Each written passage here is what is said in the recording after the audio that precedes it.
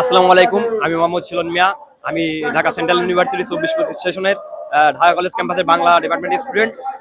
আপনারা জানেন যে আমরা যে দীর্ঘ 3 মাস ধরে যে আন্দোলন করে আসছি যে ঢাকা সেন্ট্রাল ইউনিভার্সিটি অধ্যাদেশের দাবিতে, এবং 3 তারিখেও আমাদের একটা আন্দোলন ছিল। সেখান থেকে আমাদের এক দফা ঘোষণা করা হয়। তারপরে আমরা এখনো কালকে যে ঢাকা সেন্ট্রাল ইউনিভার্সিটি চূড়ান্ত অধ্যাদেশের লক্ষ্যে এক দফা দাবির ঘোষণা যে কর্মসূচি পালন করছি কাল থেকে, এখনো পর্যন্ত আমরা কোনো রেসপন্স পাইনি সরকারের কাছ থেকে, গভর্নমেন্টের কাছ থেকে।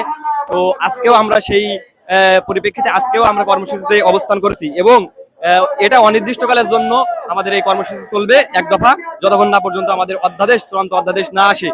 আজকে আমরা মানে অনেকে যে জনসম্মুখে যারা রাস্তাঘাটে জনসাধারণ যে ভোগান্তিতে পড়ছে তারা আমাদেরকে দোষারোপ করছে। তাদের কাছে আমি একটা প্রশ্ন ছুড়ে দিতে চাই যে আমরা এখানে যে রাস্তা ব্লকেট করেছি, আপনারা জঞ্জাটের সৃষ্টি হয়েছে, এটার জন্য কে দায়ী? এটার জন্য কি আমরা দোষারোপ? এখানে আমাদের দোষারোপ করতে পারবেন না। এখানে দোষারোপ করতে হলে আপনি রাষ্ট্রকে করেন, রাষ্ট্র ব্যবস্থাকে করেন। আমরা ঢাকা সেন্ট্রাল ইউনিভার্সিটি পরীক্ষা দিয়ে এসে আমরা নির্দিষ্ট যৌক্তিক দাবি অধিকার পূরণের লক্ষ্যে আমরা রাজপথে এসেছি। এটা বাংলাদেশের কোনো যৌক্তিক দাবি পূরণ করার জন্য রাজপথে আসতে হয়। তারই পরিপ্রেক্ষিতে আমরা আজকে রাজপথে অবস্থান করেছি।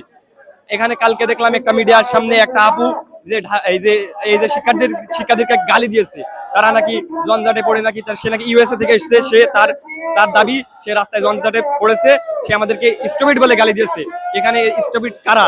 এখানে আমরা শিক্ষার্থী, আমরা কি নির্দিষ্ট আমরা 2024-25 শিক্ষাবর্ষের স্টুডেন্ট হয়ে আমি প্রতিনিধিত্ব করে বলতে চাই, 2024-25 শিক্ষার্থী কোনো বুড়িগঙ্গার জলে ভেসে আসে নাই।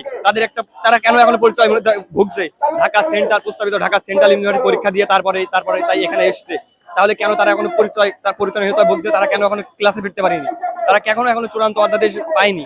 এখন আমি বলতে চাই 2024-25 11,000 স্টুডেন্ট নিশ্চয়ই কোনো না কোনো ইউনিভার্সিটি থেকে এসছে। তারা কি জন্য এসছে? তারা একটা কাঙ্ক্ষিত উজ্জ্বল স্বপ্ন দেখে এসছে যে ঢাকার উপরে ঢাকা সেন্ট্রাল ইউনিভার্সিটি প্রতিষ্ঠার লক্ষ্যে। তাহলে কেন আমাদের সেই স্বপ্ন নিয়ে প্রতারণা হচ্ছে? তাই আর বলতে চাই, গভর্নমেন্টকে জানিয়ে দিতে, সরকার ব্যবস্থাকে জানিয়ে দিতে চাই, শিক্ষা নিয়ে তাল বাহানা নয়, স্বপ্নের সঙ্গে প্রতারণা নাই। আমাদের স্বপ্ন আমাদেরকে ফিরিয়ে দিতে হবে। আমরা যে স্বপ্ন দেখে এসেছি, আমাদের সেই স্বপ্ন পূরণ করতে হবে। আমাদের একটাই দাবি, অধ্যাদেশ ছাড়া আমরা এখান থেকে রাজপথ ছাড়বো না।